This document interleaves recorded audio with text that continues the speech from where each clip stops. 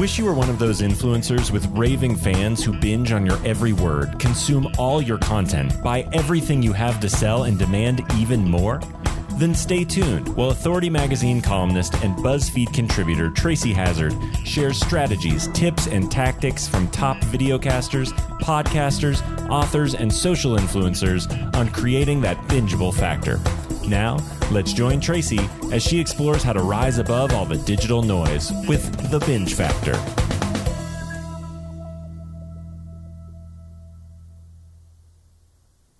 Hey everyone, welcome to the Binge Factor. I'm Tracy Hazzard, and oh my gosh, today's podcast, Healing Powers Podcast, doesn't that have a great name to it? And the host's name is Laura Powers. Great play on words. I love that. She's a celebrity psychic who's been featured in BuzzFeed, NBC, ABC, CBS, Fox, Motherboard Magazine, Vice, other media outlets. She's a clairvoyant, a psychic medium, a writer, an actress, a model, a producer, writer, singer, and speaker who helps others receive guidance and communicate with loved ones. Laura just has the biggest heart. Ever since she was a child, she's seen and sensed ghosts and spirits, and she's chosen to learn how to manage those experiences and using this ability to connect with the angelic and other realms. She now uses her experience communicating with angel spirits and other energy to help her clients better understand and change their lives. Healing Powers Podcast. I just love the name of it, but she's been podcasting for almost a decade. So she's got lots of experience doing it the hard way and figuring out how and where the value is in podcasting for her. And what I really want you to listen to is, because many of you out there are working on podcasts that have long tail results needs. You don't realize it because we all want that sort of short-term boost, but really you have a product that's hard to sell, consulting, coaching, a niche that you're in, just like Laura is, where it's really difficult to explain. And sometimes showing is better than telling. And that's really where podcasting can come into play for you. So I want you to listen to some of her advice here, because that's going to be completely applicable for those of you in this realm. Welcome to the show, Laura. Excited to talk Healing Powers Podcast today. I love the name because I love that it's a play on your name. So it's a great name to begin with. It invites people in because it's actually describing what you do and what it's about. But then they get to know you, and there's that nice play on your last name, and that just does it. It makes people love it even more.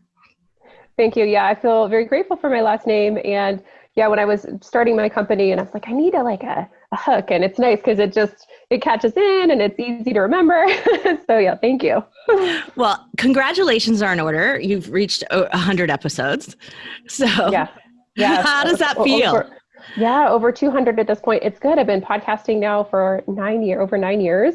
So yeah, it's great. I think every podcaster starts out very excited, and then I think everyone hits a point where you're like, oh, this is a lot of work. Do I really want to keep going? I don't know if you've ever hit that wall, but I remember very distinctly when that happened for me, and I did consider stopping, and I'm so glad now that I didn't, but I kept going.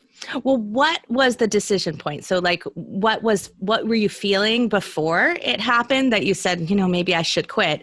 And then what tipped you over to saying, no, let's keep going? Well, I think I was just at a point in my life where I was just feeling a little burnt out, maybe just overcommitted, maybe not doing enough self-care.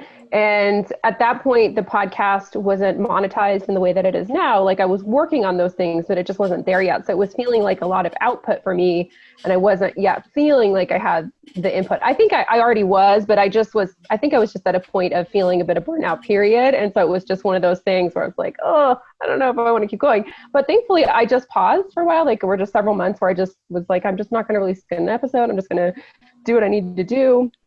And then I got back going when I had that energy, and I've been really grateful ever since. Wonderful.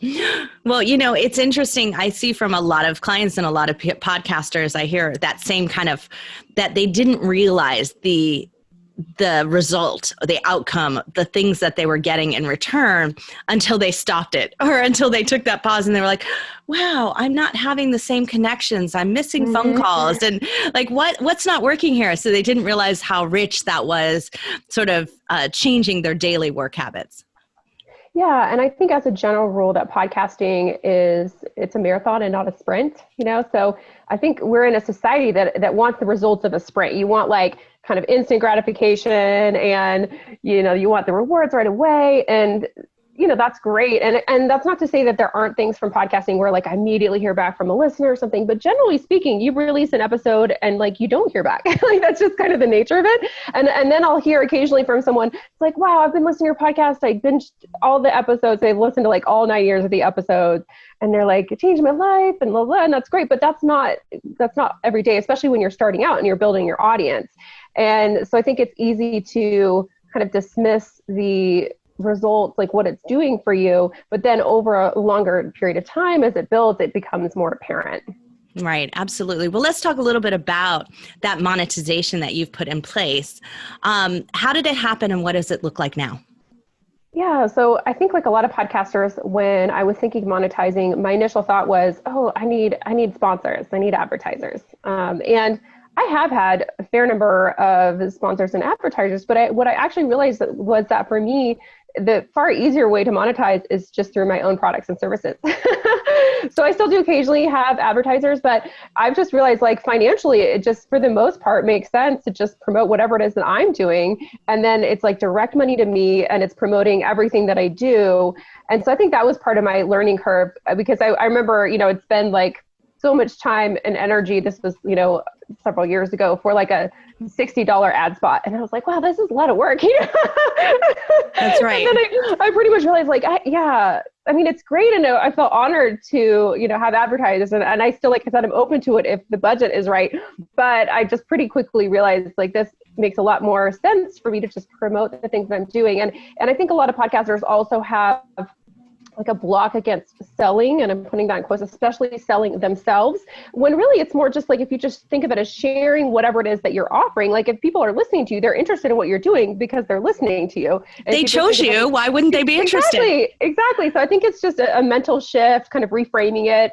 And when you do that, it becomes a little bit easier. But I think like everyone, I did have to work through some resistance about that. Be like, oh, I don't want to sell and, put myself out there. What products, what services, what programs have been the most successful for you in terms of sales over your podcast? Yeah. So for me, everyone's business is different, but private sessions are still my biggest, breadwinner. It's my main thing. I do have many courses and I have, 7 books, and my podcasting book is going to be my 8th book. So I definitely have, things from all ranges, like high priced courses to, $10 books. But the main way that I make income is through private sessions. And it's pretty common, I just share this for other podcasters, that I will hear from someone, they will have listened to all my episodes, like they've listened to all the episodes from 9 years. Then they buy my book or buy several books, and then maybe they buy a kind of small price course, and then they book a session with me. And my sessions are high priced, like they're $200 to $800 for an hour. And so if someone comes in at that rate, it's often they become a long-term client. So it's really great. And, but on the other hand, it's good to have like something for people to build towards so that they can feel comfortable sinking in a large amount of money like that. So let's talk a little bit about the genesis, like when you decided that podcasting's for me. I mean, You are working in, for those of you who, you heard my introduction, I'm Laura, but, this is a metaphysical space. It's talking about healing. It's talking about spiritual things. There's a lot of skepticism to this space that you're in. And that, the long tail, media that is podcasting is actually ideal. But how did you realize that? I think it was honestly a psychic hit, because I think about that frequently, how strange it was that I started a podcast, because, I started a podcast 9.5 years ago when podcasting was not really known. No, it was really, really small then. Yeah, it was. And especially as a woman, like I remember the first podcast conference that I went to, and it was like 90 or 95% men, very tech oriented. Like it was a certain type of person that was there. And I was really, I was a psychic, I was a woman. I was like not fitting in that box, like at all. But it was a thing I just felt intuitively, like I need a podcast. And I wasn't even a podcast listener at that point. Like I decided to start a podcast before I had listened to podcasts. And it just was this feeling like I need to do this. And I think it was appealing because of the idea of just being able to start something, there's no gatekeepers. And I think that was just an intuitive hit of like, this is going to be important. Even though, when I first started and I would say I was a podcaster, and the first thing people would say is, what's a podcast? I would say for several years, that was the standard response. Yeah.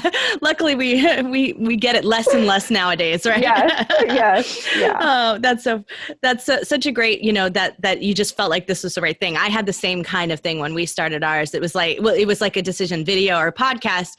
And it was like, oh, podcast. It just felt right. And seemed easier, more accessible. Yeah. So, when you started though, there wasn't a lot of courses and tools and easy things that you have now. You've got a podcasting book coming out, there's a lot more out there now. Mm-hmm. But so what kind of big mistakes did you make? How did you find your way? Yeah, I think I did whatever research I could at that point on the internet, and it was definitely slow going. Like, I think there was a big learning curve. And I think the biggest mistake or learning thing for me was just being a little nervous about putting myself out there. And I was also starting with interview format, which I still think is great. But if I could kind of look back on it, I think I would have earlier just done some solo episodes and kind of really focus on what I was offering. I think when I started, I didn't really feel like I had as much to offer individually. But I was like, hey, I could talk to people. So I found people I could interview and connect with. And so I think that was a great way to start. But if I had earlier on started to just focus on what I was doing, what I was offering, I think I would have monetized it, for example, faster. When did you make that switch? Trying to think, I'd have to really look at the episodes to know for sure. But I think it was probably a few years in, and it was also kind of in little bits. Like, I think I'd mentioned just a little tiny something of what I was doing, but it wasn't for several years before I started doing solo episodes. Interesting. Well, this is the one thing I hear from people so often is like they wish they had made that switch to adding solo. Like, they don't completely replace all the interviews, but adding it sooner is actually a critical factor for them. So for some of us, our listeners reach out and say, hey, can you do more of those? Like it happens by accident. You're like, I need to produce one. My guest fell through. We'll just record. And then all of a sudden everybody's like, do more of that. Yes, exactly. Yeah. People want to hear from just you because they're listening to your show. So yeah, and I think it again is a little bit of a block of putting yourself out there or selling or being too self-focused or whatever, but that's not what it's like at all from an audience perspective. What's some advice that you're working into your book, and what's some advice do you have for someone who's just starting? Yeah, some of it is what we've just talked about. Like, you can monetize and start to really get that financial reward much earlier on, and even with advertisers, like, it really depends on the niche of your show. And I think the more niched you are, often the more successful you are. Like, I think there's this idea you have to be super broad. But actually, when you get really niched in, that's when you could really connect with your ideal listener. And you can then also monetize and really start to generate benefit and income. Do you have a specific advice for those in your niche, for those that are in that sort of spiritual healing world? Yeah, I'd say just be really authentic and don't be afraid to be 100% who you are. I think especially in this spiritual psychic realm, there's this, what I call the spiritual coming out of the closet that happens. And some people, like, they'll kind of like gradually do it, or they'll own it to a degree, but they don't want to be like too weird, so they'll kind of like tone it down. And I think the more that you're just fully whoever and whatever you are, the better and faster success comes for you. Let's talk a little bit about our 5 things, the best ways too. What are some of the best ways you found to get great guests? Oh gosh. Well, one of the things that I think a lot of podcasters don't think to explore is to get press passes for events, conferences, festivals. And I figured that out pretty fast. And, again, this was before all venues or all places were considering podcasters traditional media, but I also did video. So that helped because I could sometimes get a video pass and offer to give them video if it wasn't for my podcast. But once podcasting started to be more recognized, I used that right away. And there's so many benefits to that. One, you often get access that you wouldn't otherwise. You can get access to speakers that you wouldn't as just a regular attendee. You don't have to pay for the conference, which is really amazing. So right. If you have a conference that's like $1,000 or something, it was like over a long term, there's a lot of, net income that I've made from not having to pay for those things. And then also you're likely to get access to high profile guests. So one of my early interviews was with Dr. Bruce Lipton, who, if you're not in this space, he's really well known in the sort of woo-woo space, but also in the medical space because he was in the sort of front-running part of epigenetics, which is the study of what impacts our genes. So he was a keynote speaker at a conference, and he's one of those people that normally has like gatekeepers, handlers. So I just walked right up to him and was like, hey, can I interview for my show? And he was like, sure. So I handed him a release form, and then I talked with him for 40 minutes. And then once I had him, when I'd be asking someone else to be on the show, I'm like, oh, you have Bruce Lipton? And it was like, well, if you I want to be there too. Yeah, exactly. So that would be one tip I'd say is if you can get one kind of well-known guest, whether it's through connections or boldness or just happenstance or whatever, it's going to be much easier to get others. I love that. That's a great tip. What about ways to increase listeners? Have you put in a concerted effort to it, or did you let it happen organically?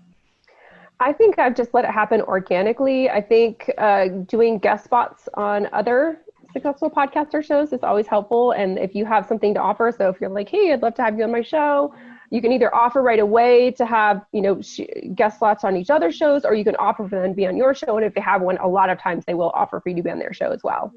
Nice. Yeah. A podcast swap. Yes, exactly. Now, you've been producing a long time. So it was in the early days of not having as many producers to help you out. But how do you produce your show in the most professional way? Yeah, I think the key to that is to get help and support. Most beginning podcasters are trying to do everything themselves. Understand that. Sometimes it's a budget issue. Sometimes they're just trying to figure it all out. But the sooner you get a team, the easier it's going to be for you. And also the faster you'll probably rise in terms of, making money, in terms of professionalism. And I remember that point where I was like, I can't do this. And it was one of those times where I was like, should I just stop this? Because it was seeming like so much work. But I was editing, I was doing the producing, I was hosting, I was doing like all the things, And it was right after that I hired my first help, which was an audio editor. And that, if you don't do anything else, at least hire an audio editor, because I'm a firm believer now that if you wouldn't hire yourself to do something, hire someone else to do it. Like I never had any interest in audio editing or becoming an audio editor. It's not my skill set. It's not my dream. It's not my desire or my strength. Please, here, thank you. Do this for me. That's what I did early on. So, yeah. Oh, yeah. Really good choice there. That's why we have this full team. So great advice. Love that. You have a community that you've built around everything that you've done here, including your products and services and all of those things. How do you encourage engagement in that community and in the podcast listenership? It is an interesting thing with podcasts where a lot of times it's like there isn't that communication, there isn't that engagement. So I found it could be difficult to just get people to initially reach out. One of the things that was actually successful for me, which surprised me, was I started to do these giveaways for reviews, meaning if someone left a review, they could email me a link to their review, and I would enter them into a drawing for some prizes. And I made sure that the prizes were significant because people are busy and I'm like, they're not going to write in for like $40. So like my prizes are like $400 to $600 each time. So high value. So it's hopefully worth it for their time at a chance to win that. And what amazed me was that would be like the start of the conversation. Like they would just email me to enter for the prize. And then I, would say, hey, by the way, where are you based? And thank you for listening. And it would just start a conversation. And some really cool things have unfolded for that. And one example, one of my winners, ended up winning that prize, was based in Ireland. And she's like, you should come to Ireland. She has a nature sanctuary. And I was like, that'd be amazing. So that does sound amazing. Yeah. So I went to Ireland. I got to see her amazing nature sanctuary. She helped to organize a class for me. So I taught a class and saw clients in her town. Then we went to the Cliffs of Moher, and just like, it was so magical and amazing. And like, that wouldn't have happened if I hadn't done that review contest. So that's just one story, but it just, and now she's become, a more significant part of my life, and I would consider her a friend as well. So yeah, I think just having a reason for people to engage is important. So whether it's a review contest like that or something else, give people a reason to reach out. A reason and a value, obviously. Yes, that too. Mm-hmm. Yeah. Well, we already talked about the best ways to monetize, and that was our last of the 5 things.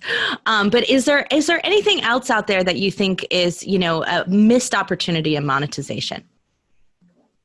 Oh boy. Yeah, I think the biggest one I already briefly mentioned, but was just your own products and services, and just treat it seriously, just like as if it was an advertising spot.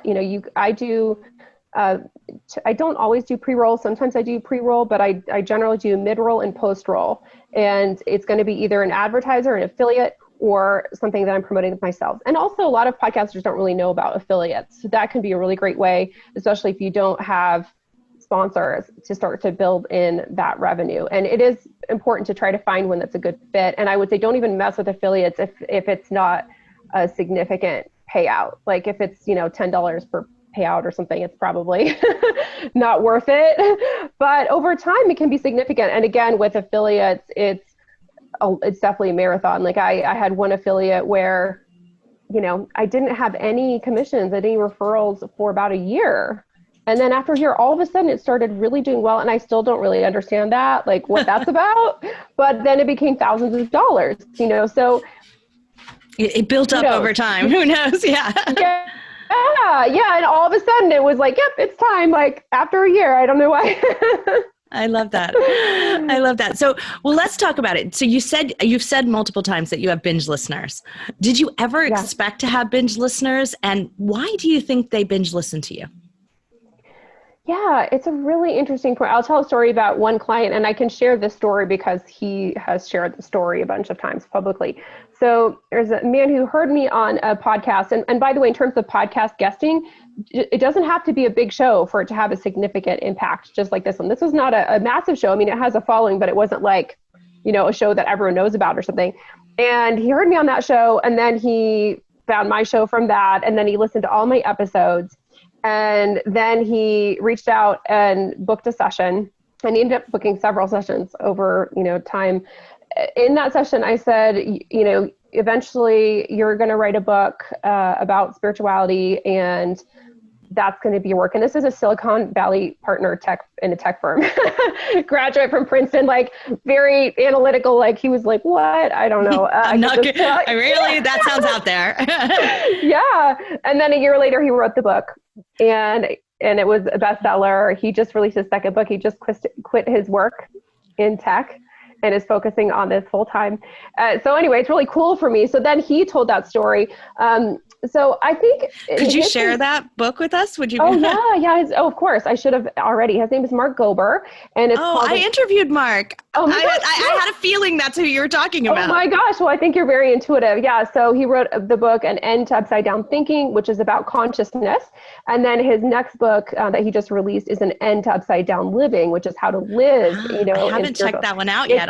It just came out, I think, last month. So it's brand new. Well, I'll have to check it out. And I had no idea he quit his job. But tell him I said hi. I will. The End to Upside Down Thinking was probably one of the hardest books I had read in a long time. You think, it's about spirituality. It's about some of this woo-woo stuff. It's going to be an easy read. And it is not. It is brain challenging to read this. Oh yeah. And it's very academic. And, and it's cool for me because like I'm a psychic. I'm super woo.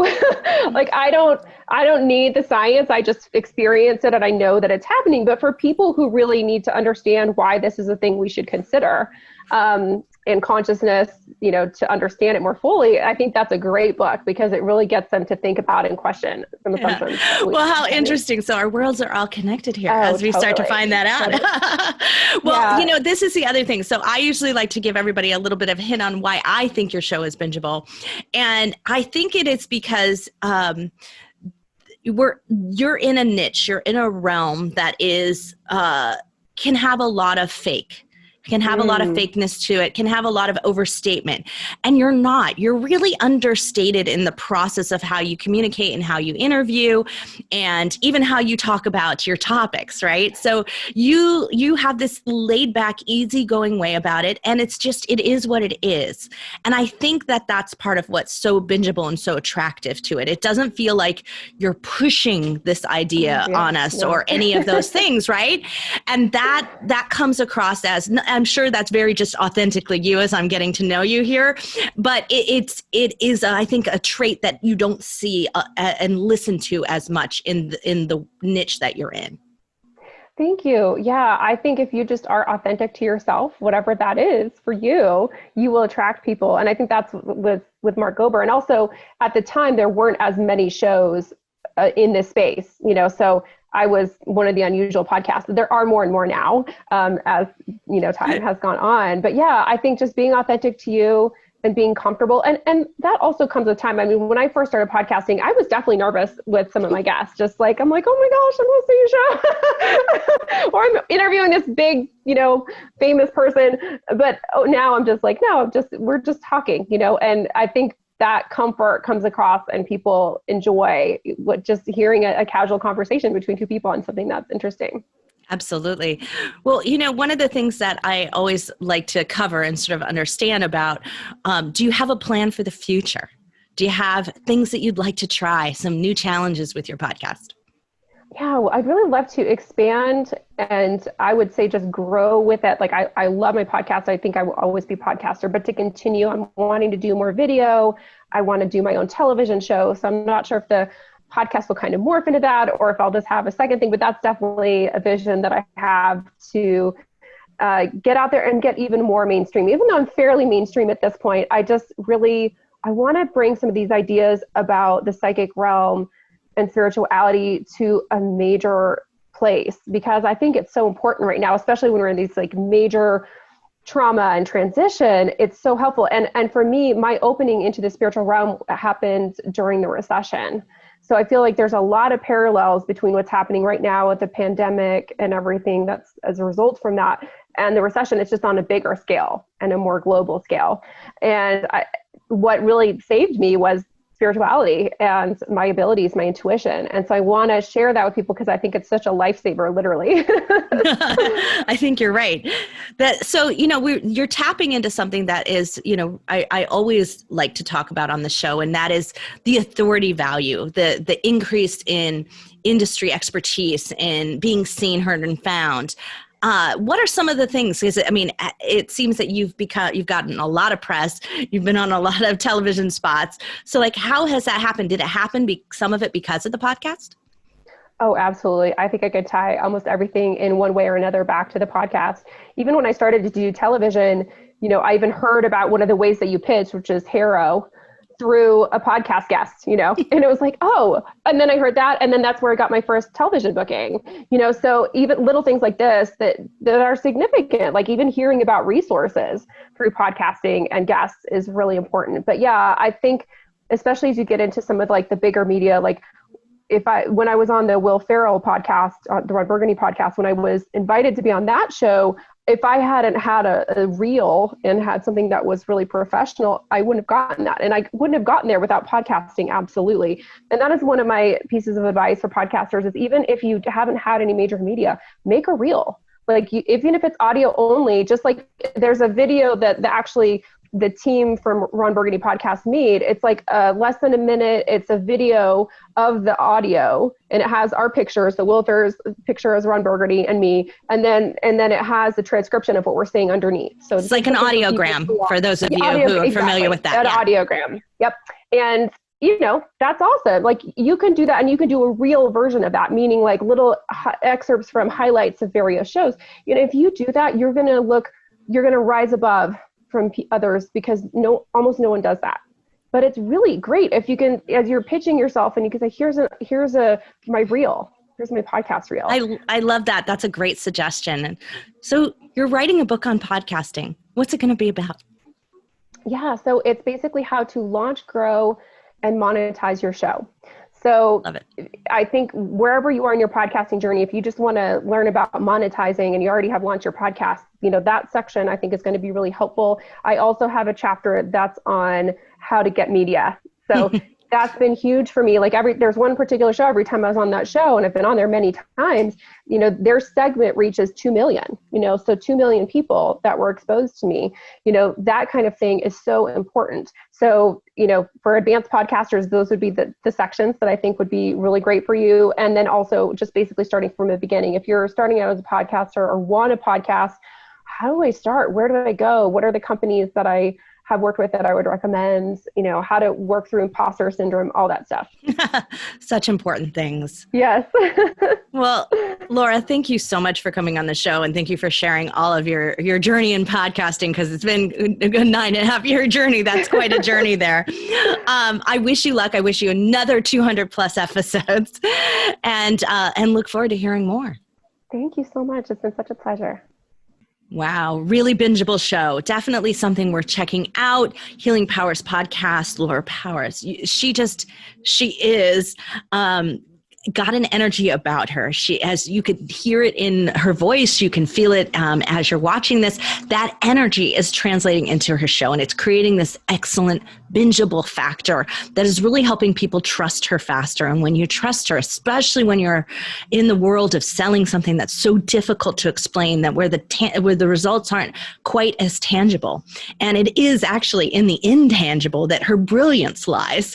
So you have this, you have a media that is working for her. It's working on building her authority, working on building her expertise and visibility in the marketplace, getting her more media out there. BuzzFeed, right? ABC, NBC, Fox. She's got all of it going on because of her podcast. And that's what she said. All those threads trace right back through to her podcast. That's the power. The Laura Powers has the Healing Powers podcast, and it truly is a great example of what you can do in podcasting and how you can be successful in your core business and in your core programs and what you have to offer to the world. So check it out. I really think you're going to enjoy the show as well. It's quite enlightening, and her interview style is really nice and laid back, so you're also going to learn something from that. But take a listen to the 2 different types of episodes, because that's really useful. Remember, we talk about how do we balance this idea of having topic-based and having interviews at the same time. She's got that going on in her show, and so you can check that out really nicely and see a great example of how you might apply that and model that for your own show. So, as always, I'm always looking for great new podcasters. Laura came to me through recommendations, and that's how I'd love to receive you too. So if you're interested in being on The Binge Factor, you can go to thebingefactor.com and apply, but you could also just send us an email. Send me a message on LinkedIn or somewhere on social media and suggest a show that you love, or suggest your show to me. I'm always looking for something new so that I can bring you all some of the most successful and interesting shows out there, and some of the best models for how to create success for you and how to create your own binge factor. I'm Tracy Hazzard, and I'll be back next time with another episode of The Binge Factor. You've been listening to the Binge Factor podcast. For more information on podcasting and videocasting success tips and tactics, please go to thebingefactor.com. And be sure to listen to our other show for podcasters called Feed Your Brand. If you'd like to be interviewed on this show, as well as featured in Tracy's column, please go to thebingefactor.com/guest and apply.